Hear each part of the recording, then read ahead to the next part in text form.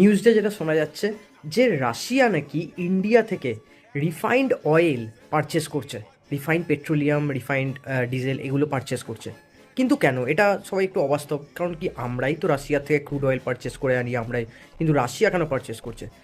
Basically ঘটনাটা কি ঘটেছে যে ইউক্রেন আর রাশিয়ার তো ওয়ার অনেক দিন ধরেই চলছে, কিন্তু ইউক্রেন এইবার যে টার্গেটটা নিয়েছে যে ড্রোন দিয়ে রাশিয়ার যত মানে পেট্রোল রিফাইনারিগুলো আছে সেগুলোকে মানে বেছে বেছে টার্গেট করেছে আর সেগুলোকে ব্লাস্ট করে দিয়েছে।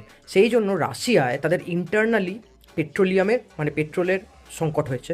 তারা বেলারুস থেকে মানে আমদানি করছে, বেলারুস ওদের একটা সাবস্টিটিউট আছে, কিন্তু তাদের ওই বেলারুস তাদের যে রিকোয়ারমেন্ট সেটা কমপ্লিট করতে পারছে না, যার জন্য নাকি ইন্ডিয়া থেকে refined petroleum basically Russia purchase করছে।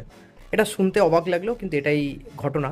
যাই হোক, তো আপনাদের কি মতামত যে নেক্সট রিফাইন অয়েলের যে ডমিনেশন সেটা কি ইন্ডিয়া হতে চলেছে? জানাতে ভুলবেন না। এরকম ভিডিও পেতে আমাকে ফলো করতে ভুলবেন না। ধন্যবাদ।